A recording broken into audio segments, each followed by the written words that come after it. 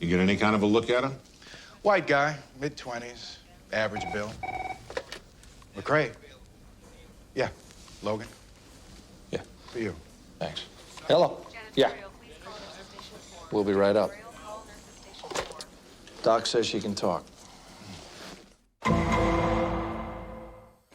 Vicky was watching TV. I went to sleep. I thought I was having a dream, or it was noise from the TV. She was crying, and he was... That's all right, Aloma. Take your time. You woke up when he attacked Vicky. She was trying to get back to her bed, and he was on her back. He was... I tried to shout, but I didn't make any sound, like in a nightmare. He saw me. He came at me, but I couldn't move. And he... Aloma, can you tell us what he looked like?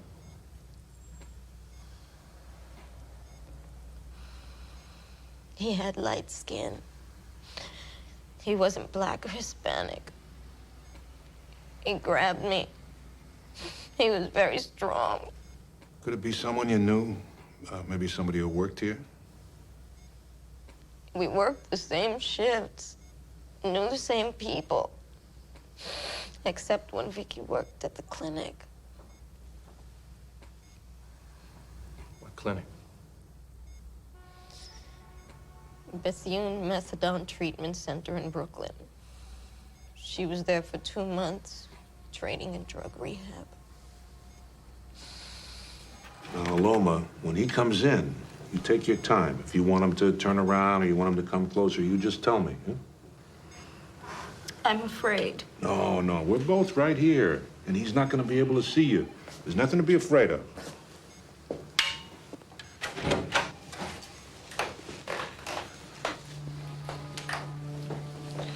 All right, hold it right there.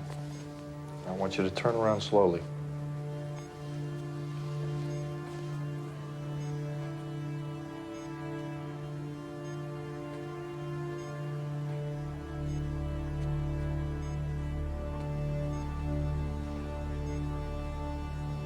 I think it was him. It happened so fast. Yeah, it was him.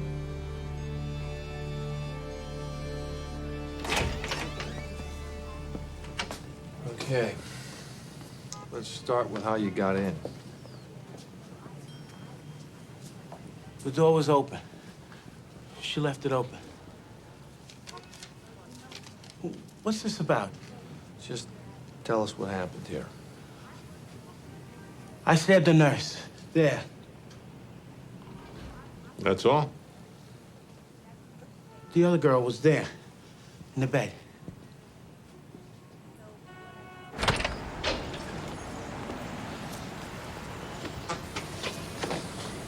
Okay. All right, now show me how you opened it.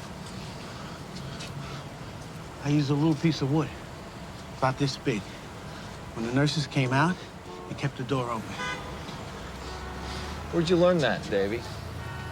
In a book. A detective book. Oh, that's where I waited. In the bushes.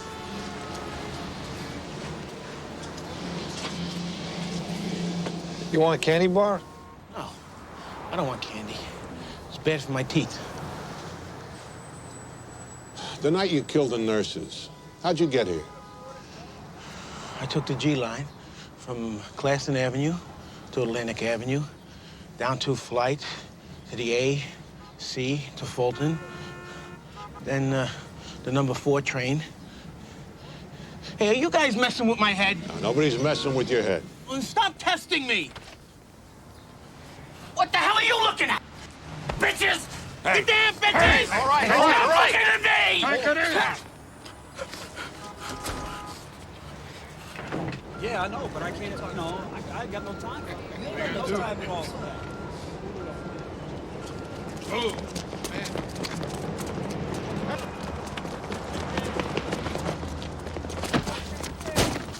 Probable cause? You got no probable cause.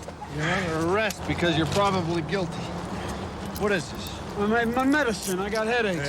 Yeah, that's a lot of headache for a pinhead. Come on! You want him to cop to Victoria Hemmings and Mary Davis. As accommodating as Jimmy is, he's not going to clear your desk for you. He should have taken a broom to his own closet. 6 bottles of Percodan, 1 ski jacket with blood stains on the sleeve, 1 pair of running shoes, wear pattern matching the prints found in Hemmings' apartment. Not to mention a conviction in Florida for cutting up a girl. What got into you, Jimmy?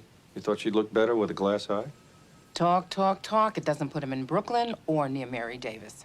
According to Marty Lake, he's already talked his way across the bridge. Give Jimmy enough dope, he'll talk his way to a grassy knoll in Dallas. No one dreamed up this evidence in his apartment. It earns him 25 to life for killing Hemmings. Add to that assault 1, robbery 1, 6 counts of criminal possession. 50 years before he even takes a peek at a parole board. But if he pleads to 2 counts, murder 2, for Hemmings and Mary Davis, with concurrent terms, he's out in 25. As far as I can see, your ability to make a deal ends somewhere in the middle of the East River. You can't even plead on Brooklyn. You let me worry about jurisdiction. Mr. Paul, I am the only person standing between you and Austin State Prison. Unless that's where you want to receive the last rites, I suggest you take my offer very seriously. You want me that bad for Nurse Davis? You better dig deeper. Man 1 on both counts to serve concurrently. He's out in 15. So before my client agrees to any manslaughter plea involving Brooklyn or Manhattan. I am not here to discuss a manslaughter plea, Miss Goldman. Please sit down. I have your client dead to rights on murder 2 and the death of Vicki Hemmings, and I also have jurisdiction over the murder of Mary Davis. And I am fully prepared to prosecute him for that crime. With what, your boyish charm? We traced the lot numbers of the Percodan bottles in his apartment. 2 of those bottles were traced directly to Mary Davis's hospital. Circumstantial. After the jury takes a look, and I mean a good look at your client, they're not going to care about what's circumstantial. So what are you offering? As much as I think that your client should spend the rest of his life in jail, my original offer is still on the table. Murder 2, 2 counts, sentences to be served concurrently. Take it or leave it. That's 25 minimum. I can't do 25. Do as much as you can. You don't believe I did it because you don't think I know how. But you're wrong. We know you didn't kill that girl, Davy. You don't know anything about me. I know that you're smart enough to see that things have changed since you confessed. I don't care. I keep my word. Keep your word.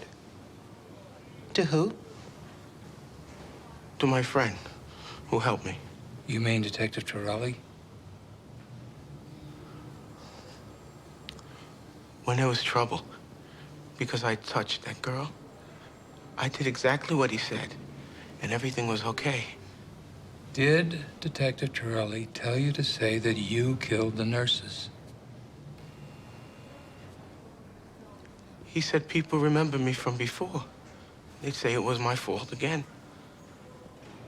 And you believed him? He was gonna help me to get it straight. He showed me photographs and secret things only the police could see. He made you say things that weren't true, Davy. He said they'd blame me anyway because of the way I am. But if I learned everything, if I could remember, and people would say I was really smart. I'm ruling your death a possible homicide. Based on what? Okay. Immediate cause of death was severe hemolytic anemia. Genetic testing showed she had a sickle syndrome disease. As in sickle cell anemia. Sickle syndrome. It's related but less serious, almost never fatal. Either way, it's a disease. Autopsy revealed heavy scarring in her uterus. And this. An IUD. She was on birth control. This isn't your average IUD. These pockets were designed to carry a drug, something called benecrine, which popped up on her tox screen. The PDR lists it as a cheap anti-malarial, but in developing countries, benecrine is also used as a sterility drug delivered by IUD. Somebody sterilized her. And benecrine causes anemia. You give it to someone with sickle syndrome, And it's lethal. whoever sterilized Tracy Sands caused her death. Let's find out who took care of Tracy's medical needs.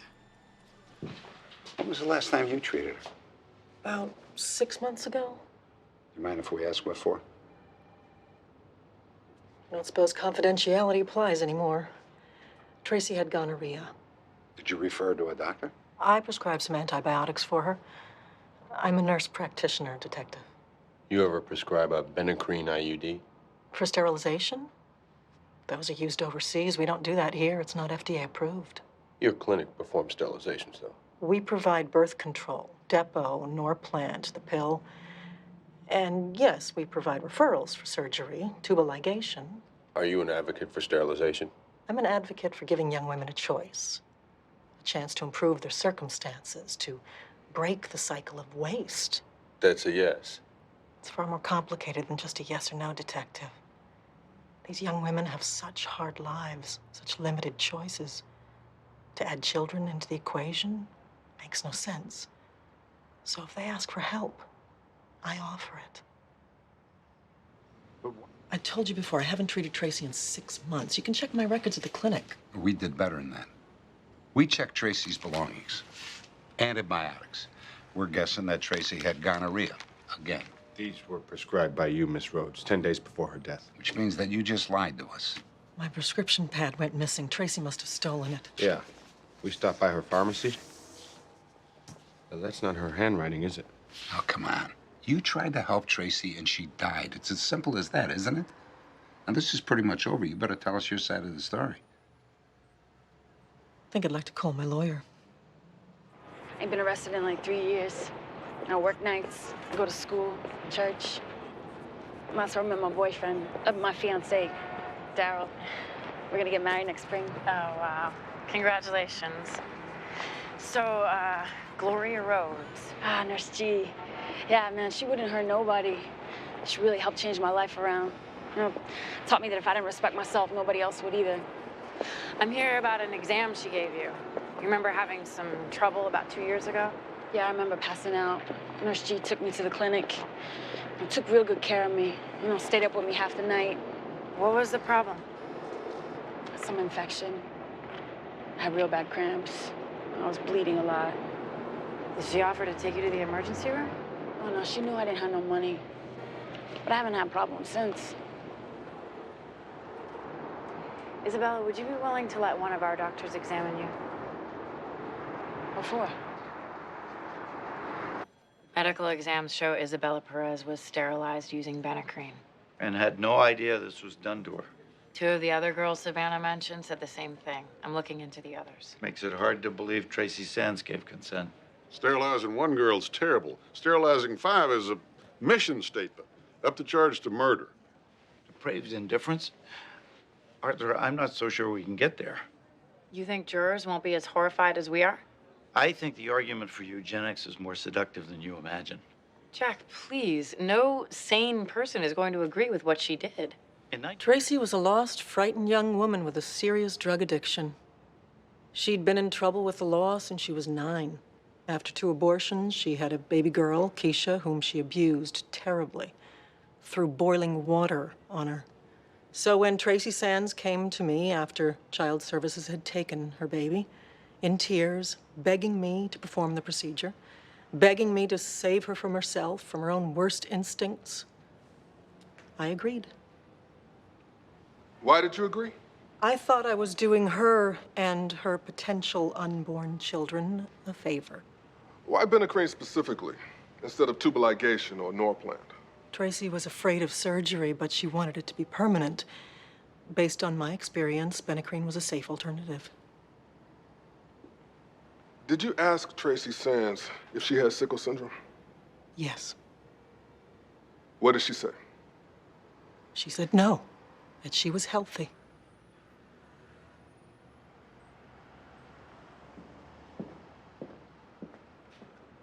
Benacrene sterilization was safe? Are you aware that it isn't FDA approved? Safety isn't the only reason the FDA withholds approval. Did you know there are concerns that Benacrene causes cancer? Only because the studies that prove it doesn't are incomplete. When did you learn that Tracy Sands had sickle syndrome? Shortly after she passed on. She had been diagnosed as a child, but those records were never forwarded to my clinic. She had been diagnosed with sickle syndrome. And yet it's your testimony that she told you she was healthy.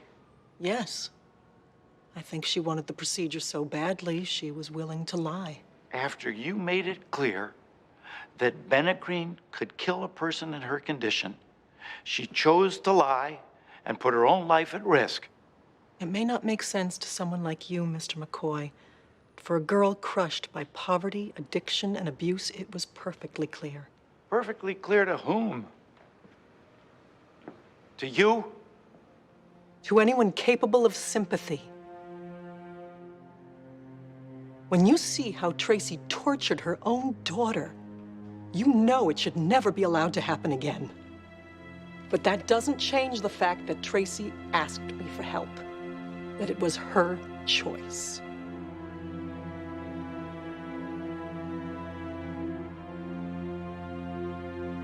Tracy didn't know she was being sterilized. But I did. How did you know? I talked to Nurse Rhodes. I could see the path Tracy was on. I couldn't get her off drugs. Couldn't stop her having sex.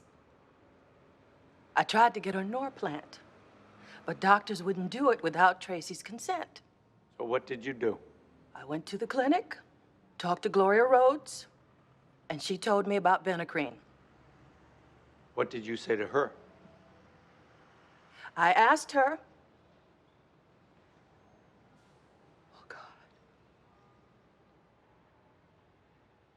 I asked her to make it so that Tracy could never have kids. I had to do something after what she did to Keisha.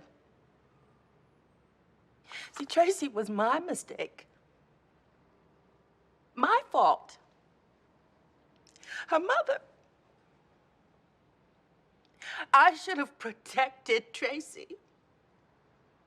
I should have raised her.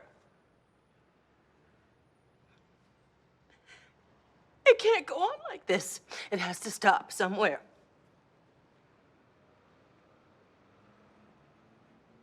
Did you tell Nurse Rhodes about Tracy's sickle syndrome? Yes. I was worried about it. So I told her. Tracy was diagnosed when she was 7. And Gloria says she didn't know Tracy had it. But she did know. I told her. Did she say that would be a problem? She didn't say anything. So I asked her if she could still give Tracy the IUD. And she told me it would be fine. Nothing further.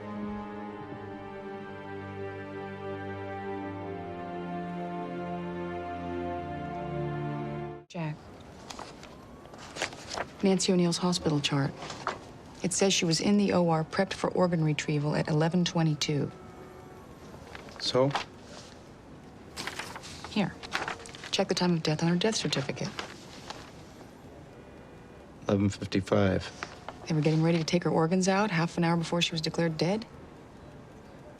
Clerical error. She was dead when the bullet turned her brain to mush. I'd hate for Camacho to be acquitted on a dumb clerical error. Who signed the death certificate? Maybe I signed it at 11:55, but she was brain dead a good half hour before that. We're going to need her exact time of death, Dr. Shield. I don't have the exact time. We have to tell the jury something. Look, she failed the apnea test, then she was brought into the OR. The apnea test? Once a patient's brain function ceases, we take her off the ventilator. If she can't breathe on her own for 1 minute, then she's brain dead. That's what happened to Nancy O'Neill. Yes. Who else would have noted her actual time of death? Ask Dr. Cosgrove. He was in charge of the organ retrieval. I'm just the neurosurgeon. There are 7 surgeons in OR, Miss Ross. If you've never seen an organ retrieval, it's like a sale at Loman's. Please, use my card. Thanks. Once it starts, there's no time for taking notes. That's what nurses are for. I'm talking about before the retrieval began. Don't you have the time she failed her apnea test? It's on her chart. Yes. 11:20. That's the time of death. Because that's when Dr. Hsu said she was brain dead. Right. When a neurosurgeon says you're dead, you're dead. Now, if you'll excuse me, I have a meeting to go to. It was nice talking to you. She wasn't declared dead until they were about to cut her open. That's terrific. It's a technicality. She was dead when she failed the breathing test. And their expert will say otherwise. You don't want the jury scratching their heads going into deliberations. Camacho's lawyer's been calling. He's looking to make a deal. Good, call him back. Because of some sloppy record keeping? Half a loaf, counselor. Better than nothing. What's pertinent here is when she failed the apnea test. That's when she was brain dead. According to whom, Your Honor? Dr. Hsu, the neurosurgeon who signed her death certificate. Did he tell Mr. McCoy or Miss Ross that he administered the apnea test? He told me Mrs. O'Neill failed the apnea test. Because someone told him she did. In fact, he wasn't even there. According to his affidavit, the test was administered by Dr. Donald Cosgrove outside the presence of a neurosurgeon and in violation of medical protocol. Mrs. O'Neill was technically alive when they began harvesting her organs. That's what caused her death, not my client. Your Honor, Mr. Sutter can wave the death certificate around all he wants. The fact is, his client fired a bullet into Mrs. O'Neill's brain. That's why she failed the apnea test. That's why she was declared dead. And that's why I'm going to deny your motion to dismiss, Mr. Sutter. Your Honor, the fact that my client didn't kill Mrs. O'Neill is for a jury to decide. You can present this evidence at trial. We're done. So it's just a coincidence? Yes, Cosgrove's a first-rate doctor. That's the reason he's here. You're aware there was no neurologist at the donor's apnea test, the one he says she failed? No, I didn't know that. I'm sure there's an explanation. Dr. Cosgrove hasn't provided one. This transplant was very important for your hospital. Every transplant is, especially to the patient. The girl had Eisenmenger's syndrome, literally days away from death when Cosgrove came through. I meant financially. I read that Hudson recently had its Center of Excellence rating renewed by Medicare. That's right. Doesn't that mean that Medicare will help defray the costs of organ retrievals and heart transplants? Yes. You've done your research. And that rating is predicated on the number of successful transplants performed each year, including this one. I see where you're going. Good. What did Dr. Cosgrove promise you with regards to Nancy O'Neill's heart and lungs? I think I better have a talk with our in-house counsel. Fine. And after him, you can talk to the grand jury. There was another matching donor in Virginia. We were on the phone with them and with Cosgrove. Waiting to see who would die first? Yes. Cosgrove guaranteed me he could deliver a heart-lung block. Your Honor, my client's already been arraigned. What is he doing here? Let me get a plea, Mr. Cosgrove. Doctor, not guilty. Bail, Ms. Ross. $500,000 on the doctor, Your Honor, and status quo for Mr. Camacho. I'm sorry, I still don't see why we're here. People requested the cases against Mr. Camacho and Dr. Cosgrove be consolidated. On what grounds? People allege they both killed Nancy O'Neill. What, me and this gangster? Your Honor, Dr. Cosgrove is a respected surgeon. Enough. Elias Camacho remains remanded. Bail is set for Donald Cosgrove at $500,000. Now go yell at somebody else. They're not co-conspirators. They're not accomplices. They acted independently of each other, Your Honor. Now, if the doctor killed her, there's no legal basis to charge Mr. Camacho with her murder. In People v. Stewart, a stabbing victim died on the operating table because of a medical error unrelated to the wound. The court ruled that the doctor's intervening act did not nullify the assailant's responsibility. And if I may observe, Your Honor, that in Stewart, the doctor was never even charged. Because that doctor made an honest medical mistake. There's nothing honest about what your client did to Nancy O'Neill. Your Honor, I don't know what these lawyers think they know about medicine. Donald, please. No, Please really. don't. I saved the life of a 16-year-old girl that night. And to be lumped in with this street scum is beyond that's anything. enough. And you'll be advised to let your lawyer do the talking. I'm sorry, Your Honor. Your Honor, the people's evidence simply doesn't support the allegations. Which makes this an issue of fact for a jury to decide. Your Honor. Your Honor. Gentlemen, please. Ms. Ross is right. Since there's enough here to sustain charges against both defendants, I'm going to let a jury sort it out. Doctor, we heard testimony that you guaranteed Hudson Medical Center you'd have a heart-lung block for them to transplant. They misunderstood. And now you're working at Hudson. You'd been wanting to leave Woodward for some time. Isn't that true? Yes, their insurance company is forcing them to stop doing heart transplants. You'd applied to other hospitals? Yes. And you'd been turned down because of your salary demands, correct? I really couldn't say. Your monthly financial obligations are substantial. Alimony, child support for 2 kids, payments on a condo in the city, a home in Sands Point, 2 luxury cars. Yes. Yes. You need that big paycheck, don't you? And Hudson Medical Center was the only hospital willing to meet your price. Yes. If you delivered a heart-lung block to them that night. No, that is ridiculous. They hired me because of my qualifications. Doctor, we've heard testimony from several neurologists that Nancy O'Neill would have survived her injuries. Well, they're wrong. The fact is she did not survive. She failed the apnea test. She was dead. Brain dead. Yes. You're absolutely sure? According to the medical standards that we live by, yes, there is no question that she was dead.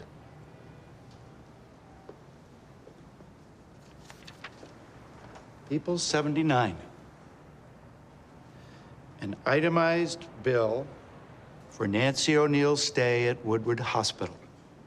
It includes all charges incurred during the organ harvest.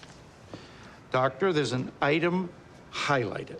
Please tell us what it says. It's a morphine drip. What's it used for? It's a painkiller. You were giving Nancy O'Neill a painkiller while you were harvesting her organs? No.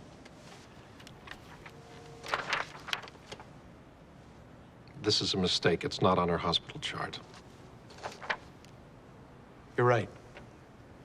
It isn't.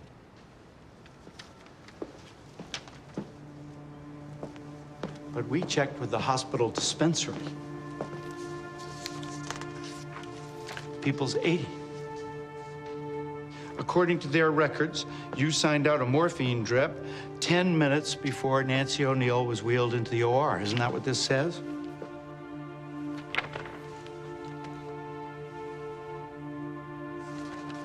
Yes. Why would a person you were absolutely sure was brain dead need a painkiller? She wouldn't. She didn't. Because if she were as dead as this piece of wood, she wouldn't feel any pain. Isn't that right? She was dead. She was alive. For all your godlike pronouncements, you knew that, didn't you? Objection! That's why you had to pump her full of morphine, so she wouldn't bolt upright screaming in the operating room while you cut her heart out. Mr. McCoy.